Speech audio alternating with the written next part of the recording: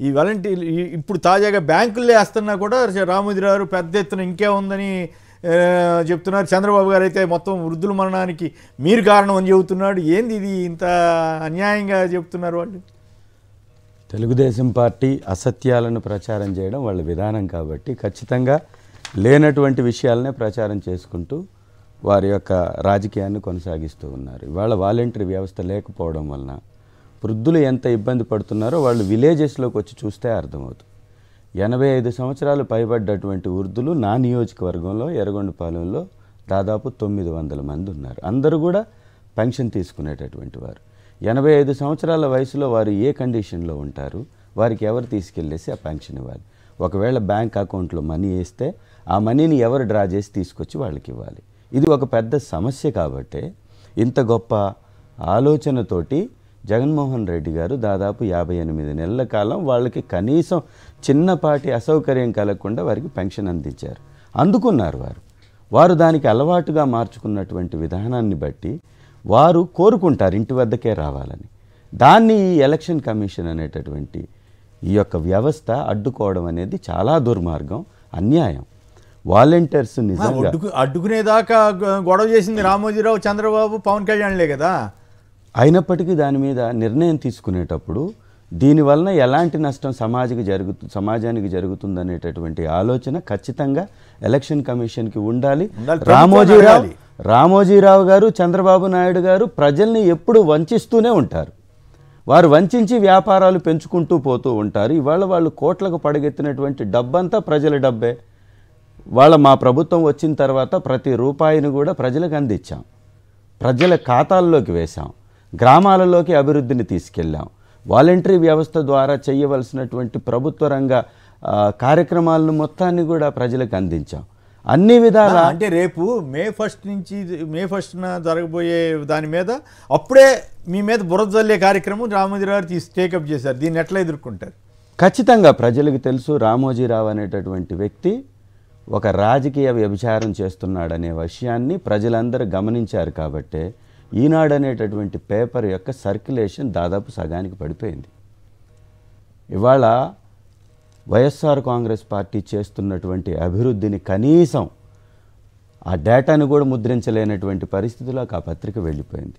రాష్ట్రం యొక్క జిఎస్డిపి దేశ జిఎస్డిపి కన్నా మెరుగైనటువంటి స్థాయిలో ఉన్నా కానీ చెప్పలేనటువంటి పరిస్థితిలోకి వెళ్ళిపోయింది. 31 లక్షల ఇంటి పట్టాలు ఇస్తే చెప్పుకోలేనటువంటి పరిస్థితి, ప్రజలకి తెలియపరచాల్సినటువంటి బాధ్యతను కూడా మర్చిపోయినటువంటి ఆ పత్రిక గురించి ఎంత తక్కువ మాట్లాడితే అంత మంచిది. రామోజీరావు అనేటటువంటి వ్యక్తి ఖచ్చితంగా నిస్సిగ్గుగా ఈ యొక్క తెలుగుదేశం పార్టీకి సపోర్టర్గా మారిపోయినటువంటి ఉదాంతాన్ని ప్రజలందరూ గమనించారు. కాబట్టి దానిలో రాసేటటువంటి రాతలన్నీ రాతలని ప్రజలకు తెలుసు. కాబట్టి పట్టించుకోవాల్సినటువంటి పని లేదు. రైట్. అయితే ఈ విషయానికి జగన్ గారేమో నేను తీసుకొచ్చిన వ్యవస్థలను రద్దు చేస్తానని చెప్పే దమ్ముందా? గ్రామ సచివాలయాలు రద్దు చేస్తావా, వాలంటీర్ల వ్యవస్థ రద్దు చేస్తావా, నేను తీసుకొచ్చిన చేయూత రద్దు చేస్తావా అని అడుగుతుంటే చంద్రబాబు గారేమో ఏమంటాడు, జగన్ నిన్ను చంపితే ఏమవుతుంది, తాడేపల్లి ప్యాలెస్ బద్దలు కొట్టాలి. ఏంది ఈ మాటలేంటి? ఎట్లా చూస్తున్నారు వీటిని? అహంపూరితమైనటువంటి మాటలు, దుర్మార్గపు రాజకీయానికి పరాకాష్ట. వెన్నుపోటు రాజకీయాలతోటి కోట్లు కట్టుకున్నటువంటి ఈ యొక్క పెత్తందారి చంద్రబాబు నాయుడు, వాళ్ళ భార్య కూడా ఏ రకమైనటువంటి మాటలు మాట్లాడుతున్నారో సభ్య సమాజం అసలు అంత అసహ్యంగా మాట్లాడింది ఏంటంటే నేనైతే ఊహించలేదు. ఇట్లా వారి చరిత్ర అండి అది. వారికి కష్టపడి పనిచేసిన చరిత్ర లేదు. దోచుకోవటం, వెన్నుపోటు ద్వారా లాక్కోవటం. ఏ కష్టపడి పార్టీ పెట్టి పార్టీని గెలిపించుకున్నటువంటి చరిత్ర ఉందా? ఒంటరిగా ఎప్పుడైనా తెలుగుదేశం పార్టీని పోటీలో నిలబెట్టి గెలిపించినటువంటి చరిత్ర ఉందా? సొంత కొడుకును గెలిపించుకున్నటువంటి చరిత్ర ఉందా? చిత్తూరు డైరీని చంపివేసి ఆ డైరీ ప్లేస్లో హెరిటేజ్ని పెట్టుకొని వ్యాపారాలు పేరుతోటి ప్రభుత్వ డబ్బును దోచుకున్నటువంటి ఈ దళారులు ఏమైనా మాట్లాడతారు.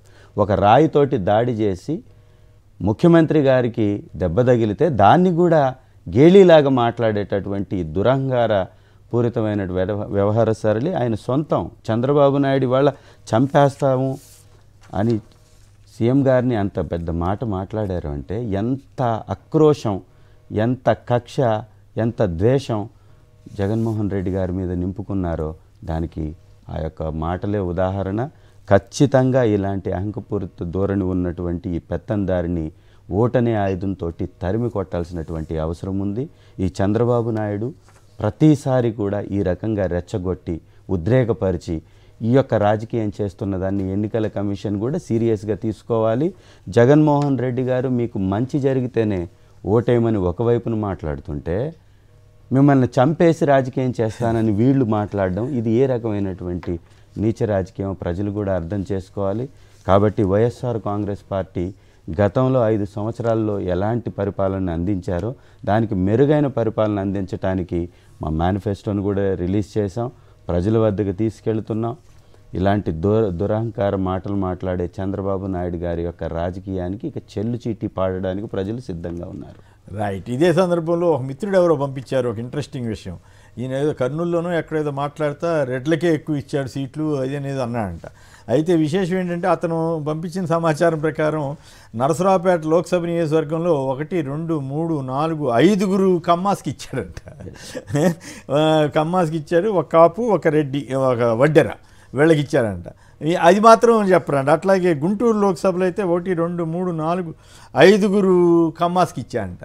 మరి ఈయన ఎట్లా చెప్తాడు? ఇప్పుడు అసలు ఇటువంటి విషయాలు చెప్పటం ఎందుకు, చెప్పి తన పరుగు తను తీసుకోవటం ఎందుకు? 175 నియోజకవర్గాలలో 25 పార్లమెంట్ నియోజకవర్గాలు కలిపి 200 నియోజకవర్గాల్లో 100కు పైచిలుకు నియోజకవర్గాలని ఎస్సీ, ఎస్టీ, బీసీలకు ఇచ్చినటువంటి ఏకైక పార్టీ వైఎస్ఆర్. మరి ఈయన చెప్పట్లే, ఆ యాంగిల్ చెప్పట్లేదు ఈయన. మా ప్రకాశం జిల్లాలో యాదవులకి 2 ఎమ్మెల్యే సీట్లు మొదటిసారి కదా, మొట్టమొదటిసారి చరిత్రలో లేదు బీసీఎల్కి. ఎస్, అది నేను చెప్పాడు కదా మహేందర్ రెడ్డి గారికి, ఆయన అడగంగానే బీసీకి ఇస్తానగానే ఆయన ముందుకొచ్చాడు.